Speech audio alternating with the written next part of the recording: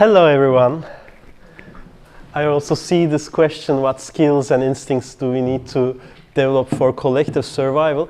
Maybe this can be a general question that guides this conversation a little bit. You may have seen the title, and I have to say this is a very raw, rough talk that I'm just trying to put together out of like relatively new conversations and experiences I have that you will see in this very rough form. It's also very personal and part vulnerable one, so be kind to me. It's mainly looking back at my last 15 years of practice, of activism and thinking through some events and ideas and activities that kind of made me who I am, and I am maybe in process of letting go and also or reconsidering in certain ways. In its current form, it is going to be a quite linear story, so no big kind of edits there, montage there. So if you are really looking for what is this thing, how can we do collapsolidarity, bear with me. It's gonna maybe come to at the end, and maybe we can start thinking together once you follow this journey. But I do define collapsolidarity through this triple motion, right? Letting go, coming together while falling apart. So broadly, I will first talk about what I mean, or how did I experience the falling apart so far, and maybe we had just a little bit of falling apart so far, and then letting go and coming together will be the following parts. And by falling apart, I mainly mean my journey into climate justice organizing and work of just transition I've been trying to do. So I became a climate activist in Copenhagen in 2009, COP15 climate summit. Going there, I had barely like a vague idea of the extent of what I like to call biocrisis, the crisis of all life, crisis of the living.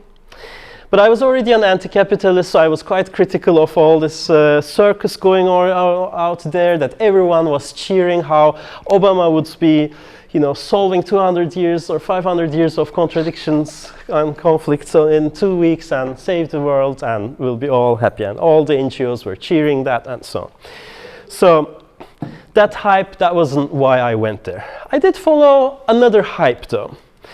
In an article, Naomi Klein, who was already I was idolizing, was teasing that Copenhagen would be as significant as the Battle of Seattle 10 years before that. That the radical flank of European activists would be gathering under the banner of climate justice action, and they were calling for very disruptive, disobedient actions in otherwise something that was so consensual and so, you know, there was no space for antagonism really. So I basically went there to be a party pooper with my comrades.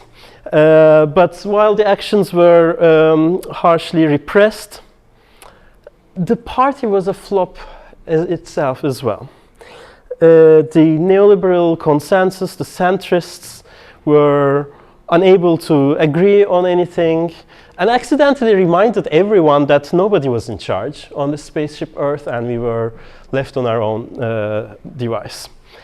And that was already kind of a world historic moment that I felt, oh, something's happening and I need to understand this a little bit better rather than basing on my prior conceptions. So I spent the following days especially reading through all the pamphlets and so on that I had collected. Remember, this is still pre-social media, so you would actually pick up physical brochures and read through them, unimaginable.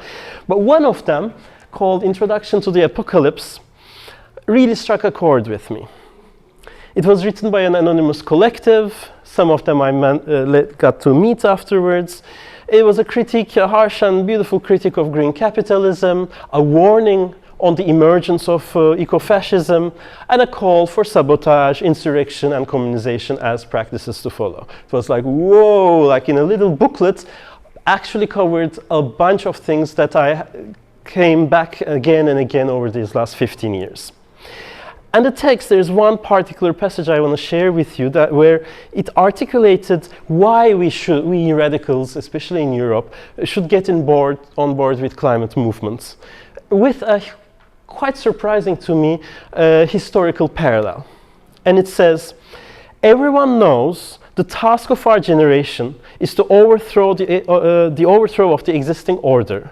Yet, like the early Christians describing the end of feudalism in religious rather than political language, our generation is unable to express the obvious necessity of revolution in any more than the scientific language of catastrophic climate change.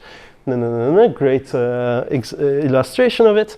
The first step in overthrowing the present order is no different: to formulate a new political language of insurrection from the scientific language of catastrophic climate change. And this hit me. It was quite elegantly articulating to me a concession, a compromise, a strategy, a way to intervene in the present while just dealing with the means on the board.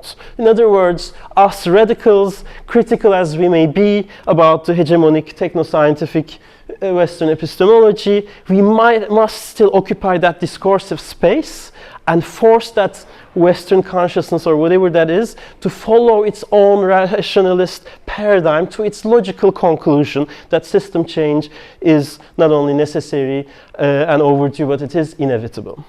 It was based on a huge assumption, of course, that there is a rational world out there. And yet this was still my collapse acceptance moment, if you like, that the world was going to get quite messy within my lifetime, no way to avoid that. But if I wanted to even survive, I would join the ranks of people who are struggling to derail, delay, dampen that future by any means necessary.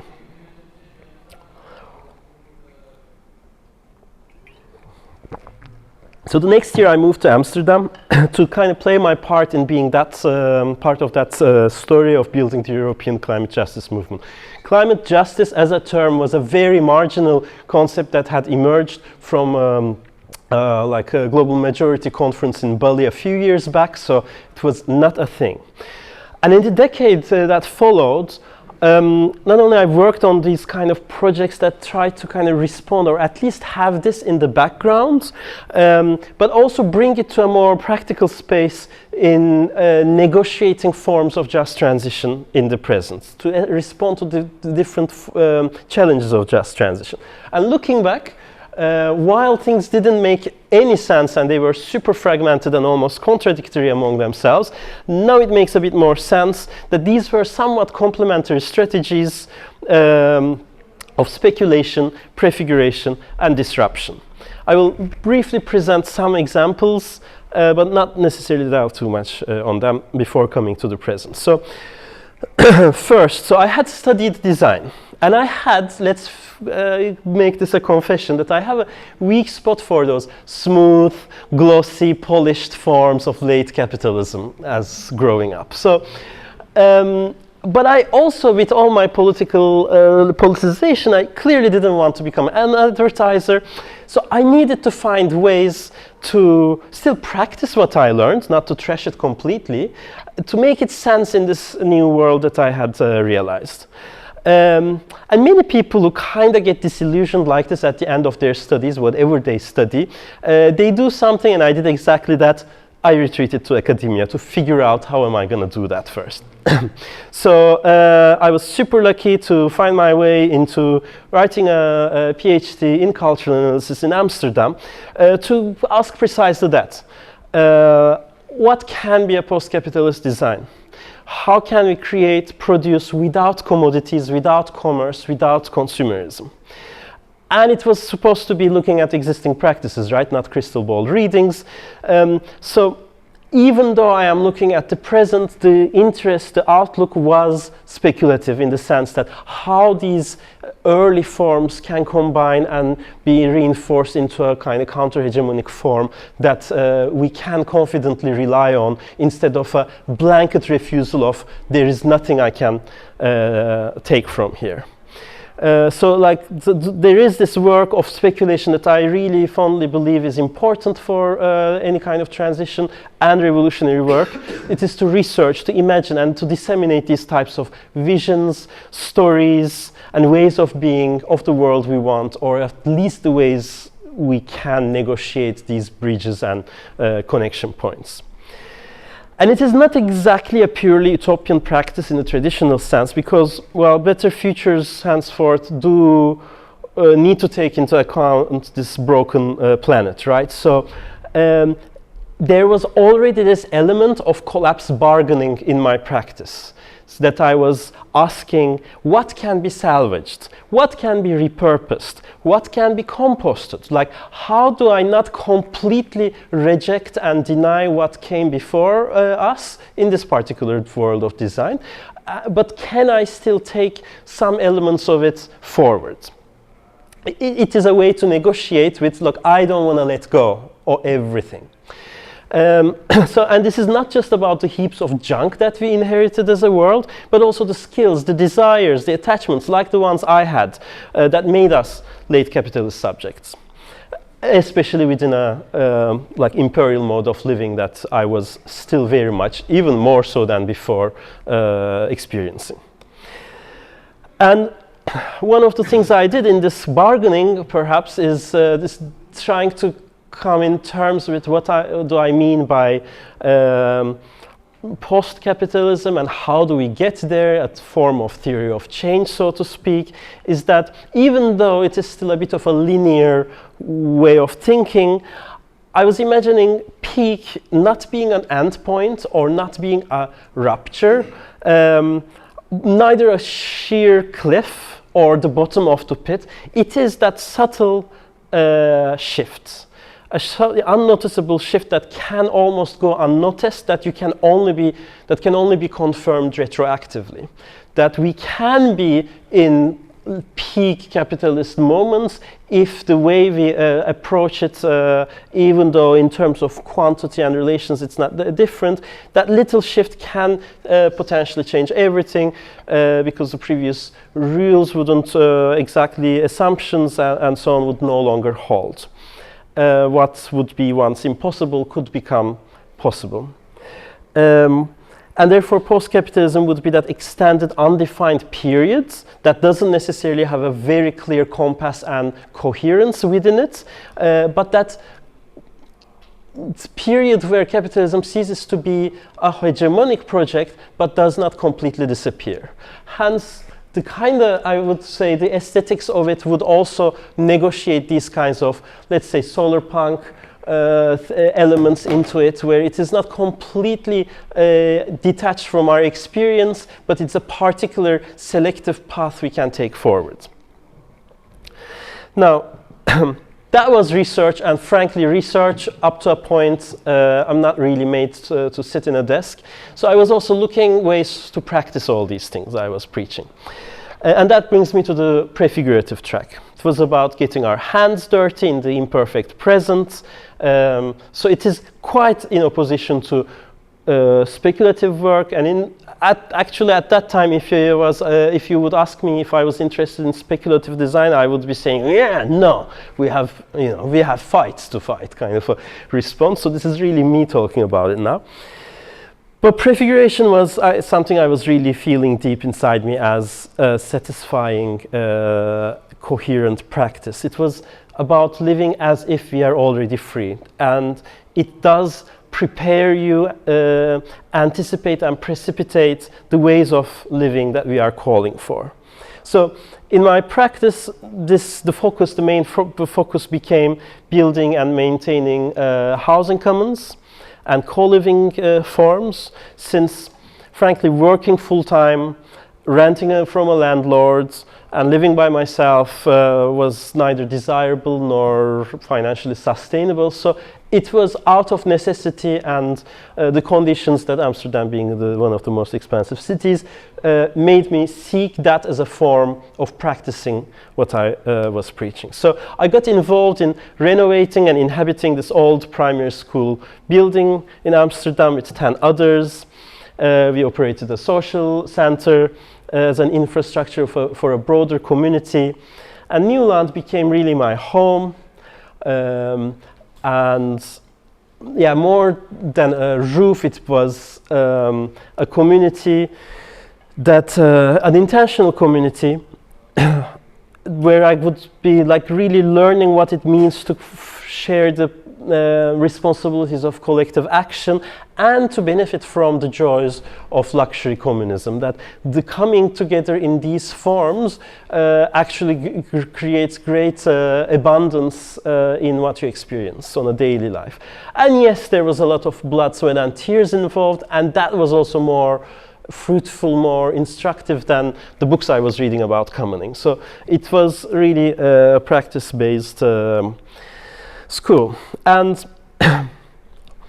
what may seem like a youthful, foolish idealism, also at that time, like, okay, this is probably not the most career smart way to move about things.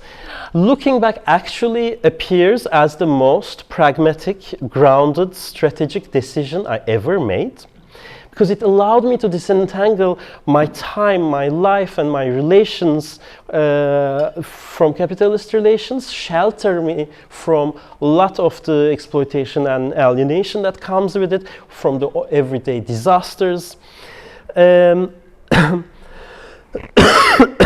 for 10 years, this allowed me to liberate that time so that I can put, well, it was time I was supposed to be putting into my research, which I didn't, and the thesis took 8 years, that's another story, but into activism, into other projects. One of these projects was actually already starting another housing project. So while I did not yet have hot water in some of our sinks, I was already conspiring for the next big thing, calling for a post-capitalist urban commune in the neighborhood, because there was a plot that the municipality was offering to build a housing cooperative. This time, building from scratch for 50 people, like a kind of explosion of scale and ambition that I was not prepared for, nobody was. And this is not because I was like unhappy where I was and I needed an escape patch. It is because commoning entails precisely reproducing the conditions you benefit from for others, because I could never pay back to the initiators of Nieuwland the gratitude and the joy I received, but I could pay forward. So like, instead of saying, okay, I made it, I have the best commune in the world and I'm just gonna chill and enjoy, I doubled down on this process of community creation to build another one. I'll tell about this project a bit later, but let's face it, the thing that brought me here, the climate crisis, doesn't really care that much about humanities research and shared homemaking. That's why still the main focus of my worries and passions and occupations for the last decade has been organizing mainly disruptive, disobedient action campaigns for climate justice. And this movement took me to the ends of the world and back. It was righteous, it was truthful, it was beautiful. I have too many stories around it, but not enough time, so I will only mention a few that we did. We organized, distributed creative actions under the banner of climate games. Some of the co-organizers are with us. We organized unsolicited art performances in museums that were sponsored by fossil fuel companies with fossil-free culture. We did massive civil disobedient actions with Code Rood. And one battle after another, we were striving to refine the narrative, broaden the movement, deepen the analysis, sharpen the demands, escalate the tactics, embolden the strategy, you name it, build a movement that responds to not only the huge challenge it sets, but the timeline it sets itself, which was in itself already unsustainable.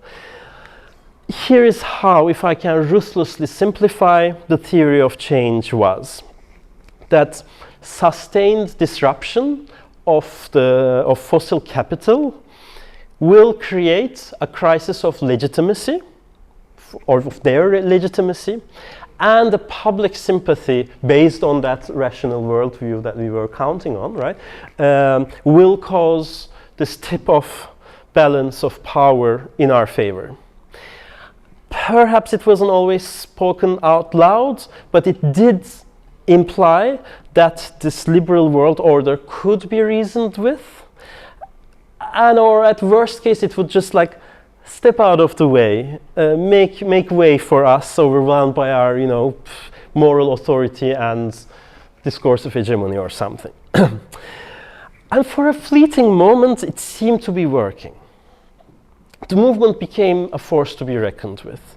We were able to shut down massive fossil infrastructures for multiple days, things we could not imagine a few years back. And we were able to suddenly mobilize hundreds of thousands of people for protests across the world.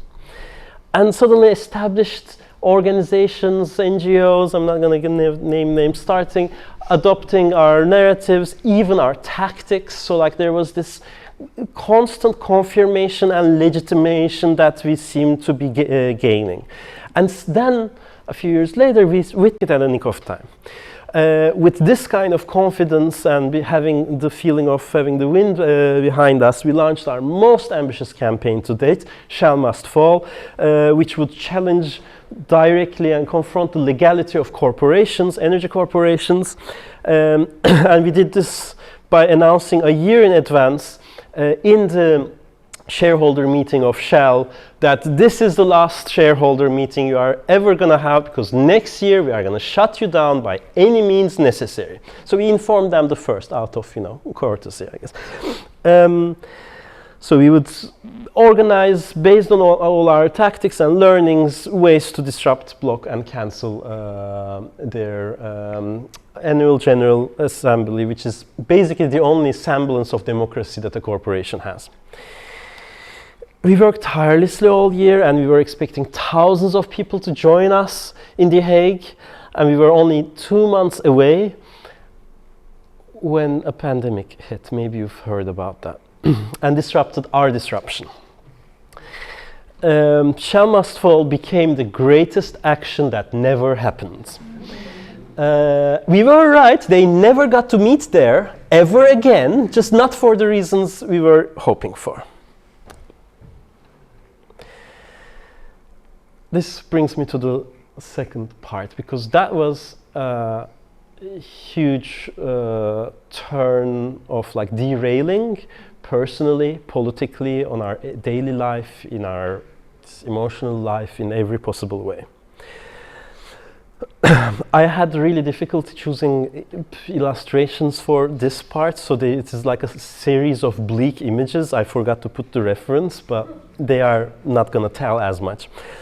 But the pandemic led me to my second activist burnout. The first one was after climate games in Paris, a loss of purpose and a crisis of faith in the movements.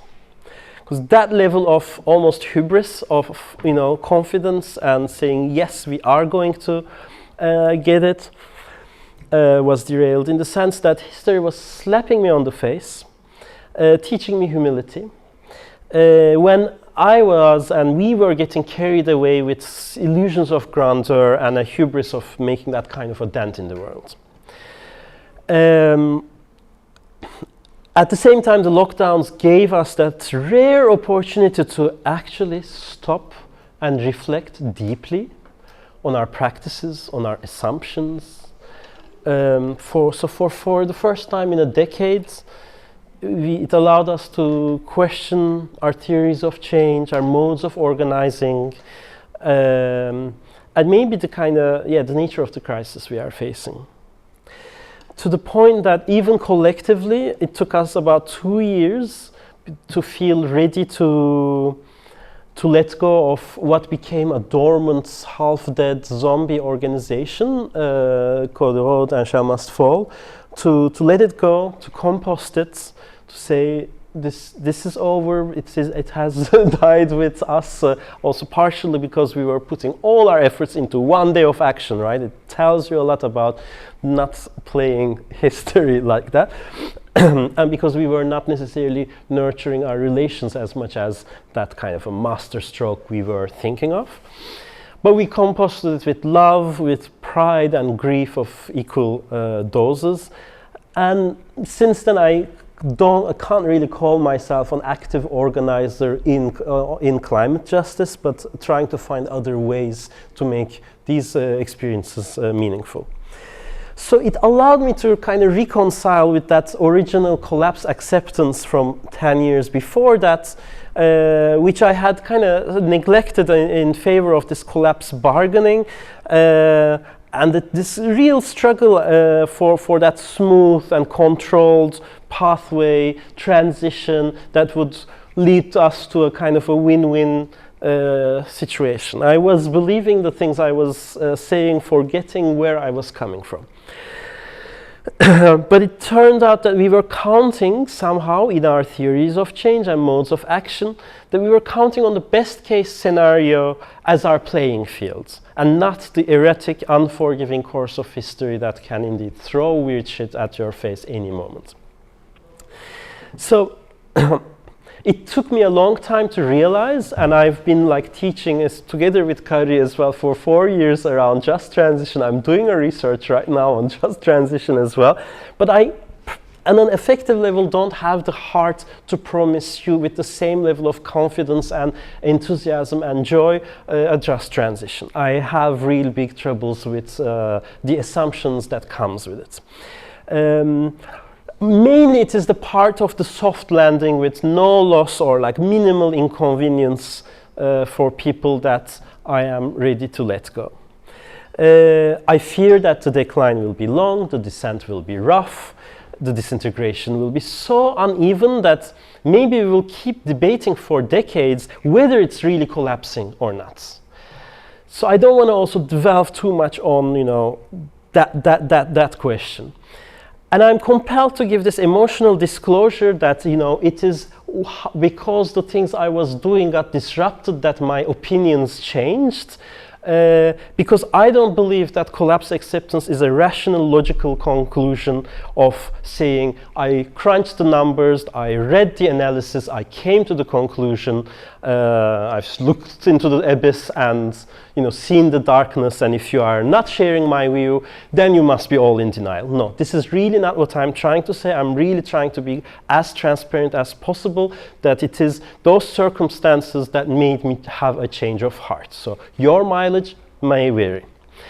So I'm not saying that we are headed into like an inevitable certain collapse, and I am not saying those things we keep hearing, that it is already too late, that it is inevitable, that there's nothing we can do. No, I really would like to respect the ebbs and flows of each emotional roller coasters. So maybe if you ask me in 5 years, I will be in another place as well. And I believe that every generation has a right to give it a shot without being told it's a lost cause or something. But I still want to talk about collapse, because precisely I am so bothered with the discourses I hear about the collapse, the ones that I said, no, these are not what I mean by it. So I want to occupy some space in these discussions, because I think they are misleading us. I found them cynical and also just false, misguided. But I don't mean to turn this kind of personal disillusionment into collective despair. Quite the opposite. I want to argue that collapse, thinking through collapse, might be the most hopeful framework we may have at our disposal at this moment.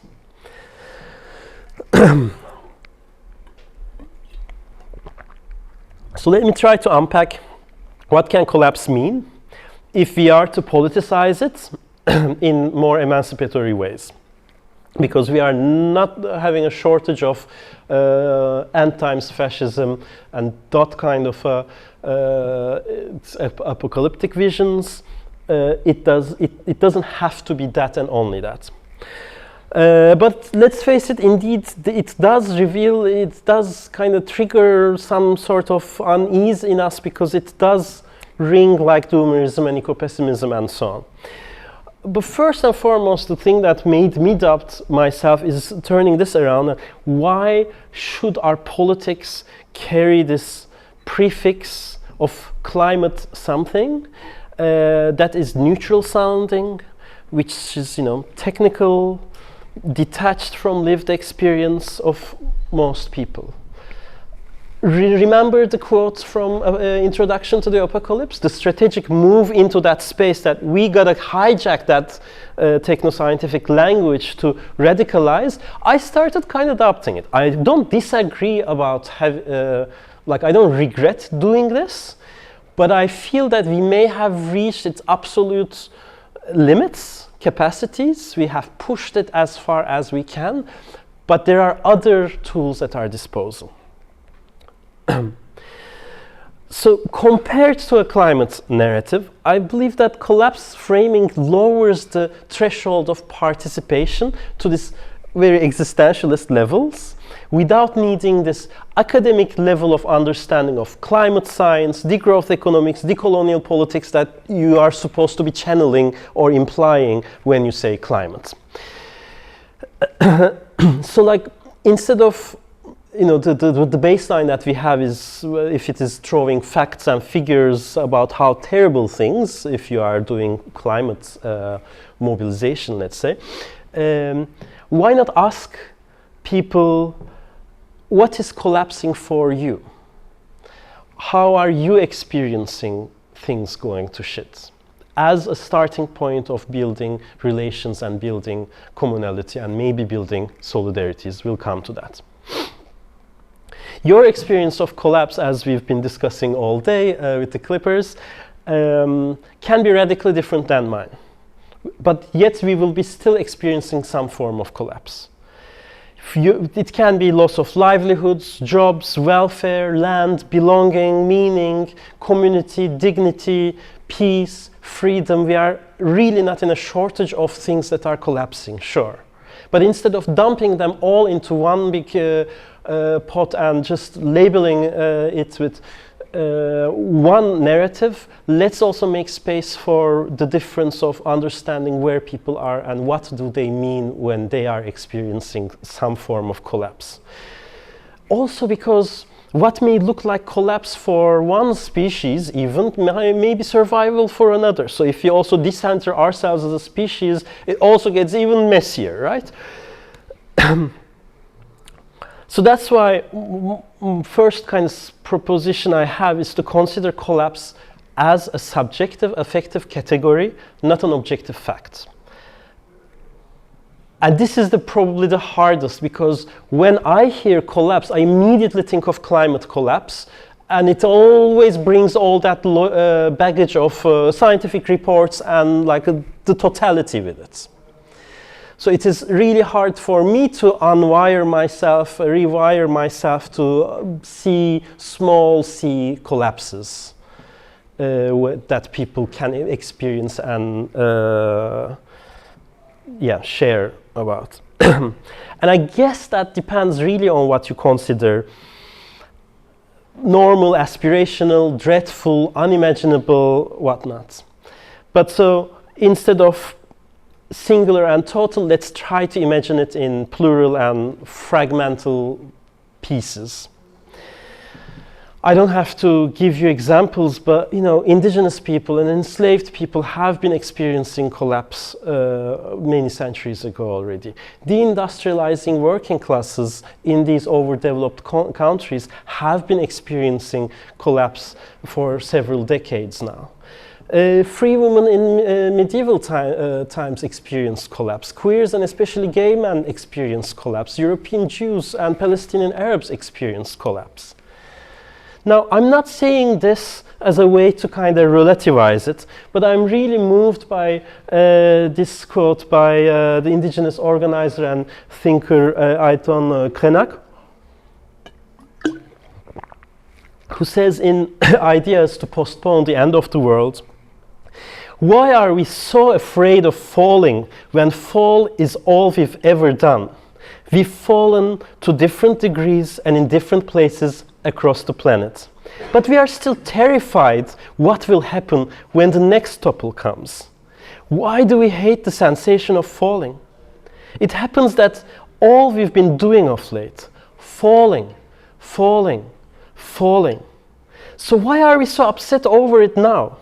We feel insecure, paranoid even, because all the other outcomes we can see require the implosion of the house we inherited, but live in fear of losing." So it is really not to relativize or normalize any of the horrors and suffering in history. Instead, it is to find strength in honoring the memory of all the survivors before us. It also invites us to not think of collapse as a possibility, hypothetical thing in the future, but really inscribing it back in history and in the present. And language is a barrier, and language is complicated, right? Like, it is hard to always say as collapse unfolds or as things are collapsing, we just revert to kind of when collapse happens.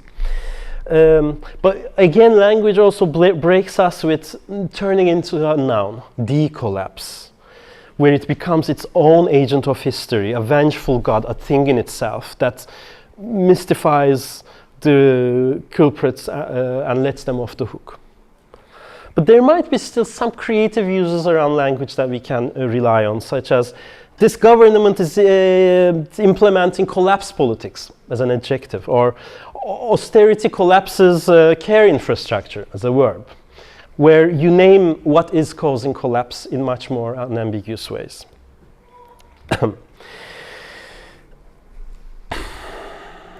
Finally, I think the collapse offers an opportunity to clarify the political attachments and emotional attachments we have. Which one are we really referring to? Is it the fall of neoliberalism at the rise of end times fascism? Is it the implosion of American empire into civil war? Is it the end of Western civilization, whatever it is? Is it the extinction of the species? Is it the 6 mass extinction? Why are we dumping them all in one and actually distinguish this one I want to avoid, this one I'm up for it, let's go for it. Not necessarily in an accelerationist way, but at least taking position in I can be an agent and not just the receiving end of this. And that gives us also that kind of almost dialectics between, if, for instance, I consider the empire is what I held responsible for the collapse of the living world, whereas, you know, the collapse of the empire might give us a chance for protecting the life that remains. So, okay, that gives me a sense of agency, and I know how I navigate collapse in these terms. I'm seeing the time, so I'm gonna like third part, yes, let's talk about what is happening. So, because of course talking about these vast, scary scales and concepts gives me vertigo, hurts my head. I would like to get back to the ground. It gives me also both comfort and confidence in my words and in my practices and experiences. So here are a few that gives me some level of clarity and courage, and I hope it will do the same. The first one is a case study and collaborators in our research project.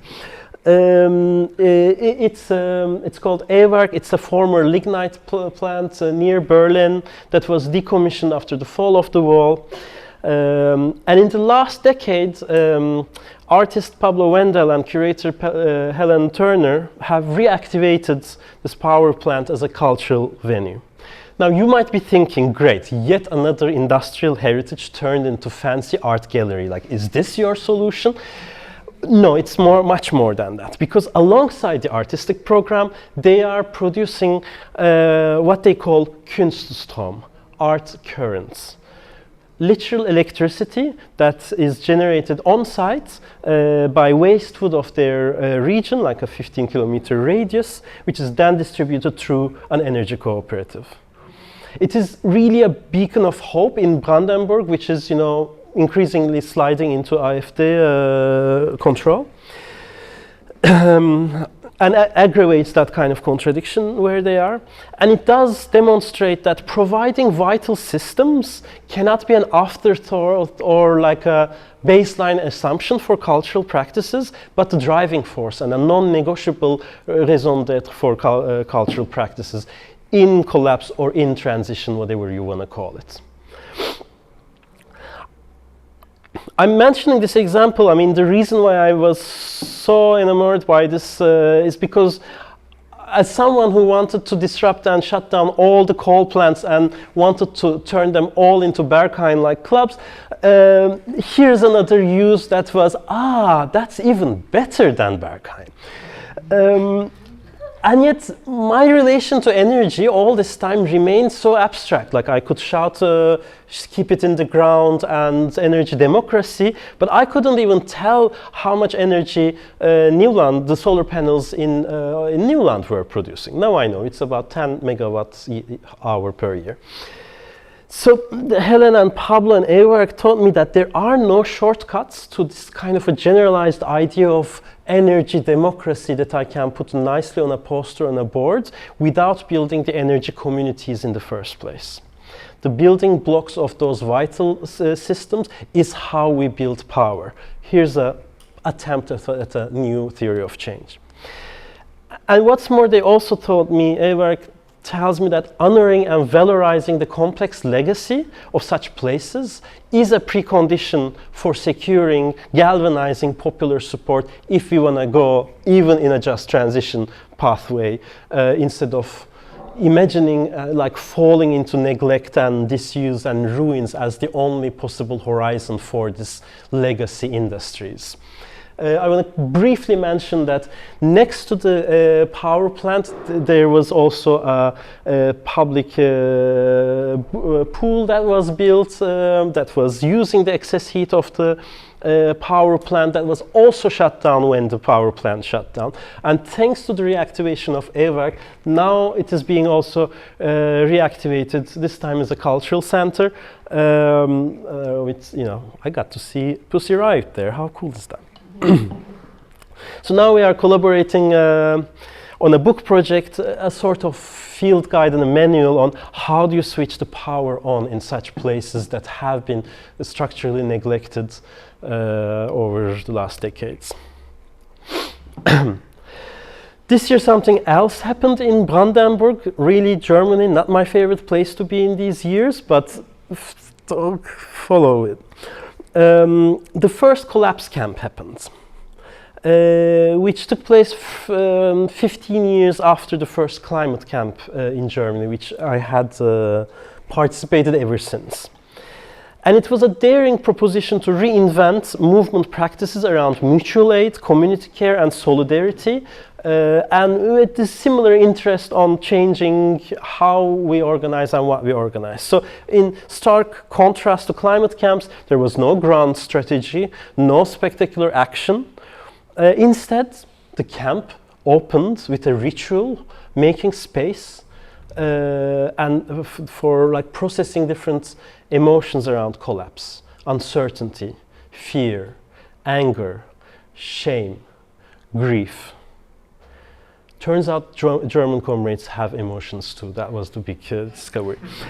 And the workshops ranged from queer self-defense to disaster preparedness, from first aid to secure communication systems. And there were also tensions around whether this was a substitute or a complementary to disruptive actions of the climate movement. And while the participants were from a broad age range and political spectrum than previous climate camps, it utterly failed in bringing racial diversity, especially from those who have experienced first-hand disaster, displacement, conflict, and survival. So utter failure in certain regards. And while it was not like anti-Deutsch gathering, cafes were the only explicit reference to Palestine, where there is clearly more to say about how we experience collapse in these 2 years.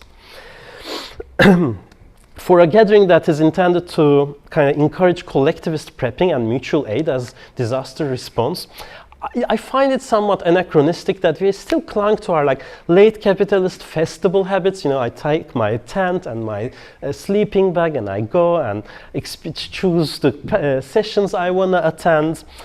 Instead, maybe we could do a bit more we can be more serious about training participants, rehearsing fully immersive collectivist practices in such places.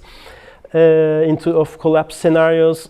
And I'm saying this because, you know, maybe this can be a type of activity that the Clippers could be organizing in the coming years. I do have also a bit of doubt if loose networks, informal networks can truly provide solidarity beyond charity, and what kind of highly coordinated, highly disciplined forms of organizations can emerge. But, you know, I'm withholding my judgment just seeing the first one. I'm getting anxious about the time, but I still have two case studies to tell. Luckily, we are in this space and we don't have to leave, right? Yeah. So, in stark contrast, a month later, collapse camp, you know, I'm supposed to be just bunkering up and everything. I found myself preparing for COP30 climate summit. I felt very hypocritical, not just because I was flying across the planet, but also because I had even less faith in a UN climate summit than 15 years before. So what was I gonna do there? Somehow Belém was calling me, in a quite selfish personal way perhaps, to revisit a crime scene, to confront those ghosts of the past that set me on this path, perhaps to close a circle and open a new one, but also to learn from radically different ways of doing climate organizing, inspired by witnessing the indigenous mobilizations, the MST, the landless peasant movements, and so on in Brazil. Spoiler alert, climate summits make even less sense than they did 15 years ago. There's procedural theater, which is basically, it's occurred to me, that is a ceremonial practice, a strange ritual performed by white men who get together, wear suits, and sign documents. This is the kind of core activity that happens in summits like this. Now, somehow the global majority still plays along, maybe out of just respect to cultural habits. But COP30 deserves special mention for being the most immersive COP ever. With the flooding, the heat, the fire that broke down, and the food queues, was truly this kind of a full experience that was not just only talking about climate in clinical, abstracted spaces, but all these disasters were breaking in. And then the real story was again outside the summit, of course, in the protests and in the people summit. Already on day 2, indigenous people, mainly from Tupinamba community, broke into the summit, succeeding what we had attempted 15 years ago in Copenhagen and failed in Copenhagen. And they, by this action, they secured a dozen of demarcations for indigenous territories from the Brazilian government. Indigenous peoples only have observer status. They are not a recognized party in COP negotiations. And another promising development was something that civil society was pushing all these years, was suddenly kind of adopted in a very early phase. There is a just transition mechanism, folks. So perhaps all hope isn't lost yet. I am confused. I cannot describe what just transition mechanism is, but I feel conflicted. Can I genuinely feel excited about the fossil fuel conference that will be taking place in Colombia, that is trying to get proper in motion the process to phase out, while advocating for climate politics? Maybe it's fine. Maybe it's kind of complete, how do you say, coherency can't be expected in such messy times. And I'm happy to live with these contradictions and being excited for both at the same time. Which brings me to the last story. Remember the second housing project that I was busy with? Now, after many delays and so on, this year we finally finished it and moved into it. And I want to just briefly mention that it is based on these core values, which is like placeholders or like less scary versions of anti-capitalism, eco-socialism, queer feminism, anti-racism, so that, you know, banks would give us money and the municipality wouldn't freak out. It houses about 50 people in a 7-story wooden construction that has independent units, living groups, lots of shared facilities. I really feel like a post-capitalist real estate agent when I tell about this project. It is energy neutral. It is industry term, doesn't mean that we are amazing, just means that the geothermal heating cooling system is powered by the solar panels and the building is very efficient. And our community is all low-income members, 3/4 ethnic minority, a 55+ group, a significant number of queers, wheelchair user, several single-parent households, and then also an undocumented family. It's never easy to have that level of composition and diversity in a community, but I really believe that that gives us strength and rootedness in a broader community and society. And we hope that it sets a good example for future housing cooperatives. And so when I started, you saw, you know, post-capitalist urban commune. If I am to promote it now, I would call it more like a prepper palace. Mood change, the same building, the same practices, the same people, but maybe I changed. But it also tells me that, there are practices that we can do that are not rigidly trusting on a singular theory of change, but they are the right things to do no matter what happens.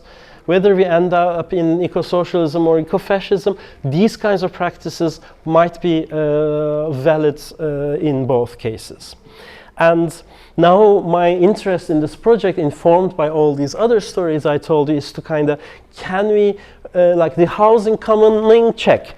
Can we work on energy, food, care, labor, and other practices, other vital systems in this project, how they can be prepared for shocks and crises. Okay, it's conclusion. Here we are. Because against those fantasies of individualist prepping, I truly believe that only collectivist responses can bring survival and a glimmer of hope.